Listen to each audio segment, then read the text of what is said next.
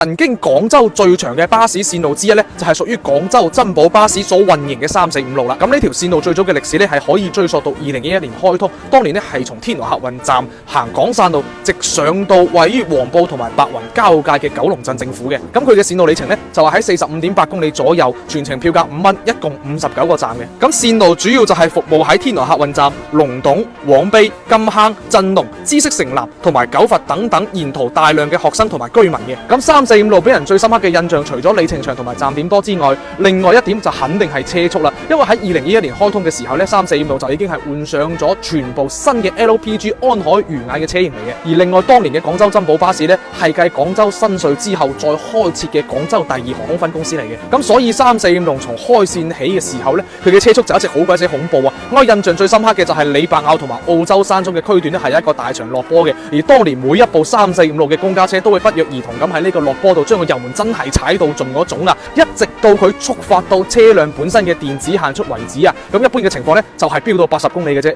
如果唔一般嘅話咧，就係其中有部345路嘅公交車咧係冇裝到電子鎖速呢樣嘢嘅，所以嗰部公交車咧就喺澳洲山莊到李白坳嘅區間段入邊嘅落坡度係可以踩到120公里再打上嘅。而喺我當年個人嘅實測嚟講咧，嗰台公交車喺完成45.8公里嘅里程入邊，只需要55分鐘就可以跑完全程噶啦。而且更加刺激嘅係，作為公交線嘅345路喺廣汕路啊，係一直會同客運班車嘅廣珍線喺度搶客，所以咧就會經常會見到345路嘅公交車同埋廣珍線路嘅客運班車喺廣汕路上面互相飆車嘅場景啊！咁作為站停嘅公交線345路嚟講咧，佢喺廣汕路哪怕超唔過廣珍線都好，都會一直追住廣珍線嘅車尾唔會甩嘅，所以咧就真係可以感受到公交 F1 嘅體驗真係非常之刺激嘅。咁啊講話呢個咧都係講以前嘅啫，咁啊自從廣州地鐵嘅14同埋21號線開通咗之後咧，345路嘅客流就斷崖式下降啦，並且喺嗰個時候廣州珍寶巴士咧亦都正式實行全面限速45公里嘅政策啊，所以咧就導致咗全里程為45.8公里嘅345路嘅行車時間就即刻拉到去3個鐘，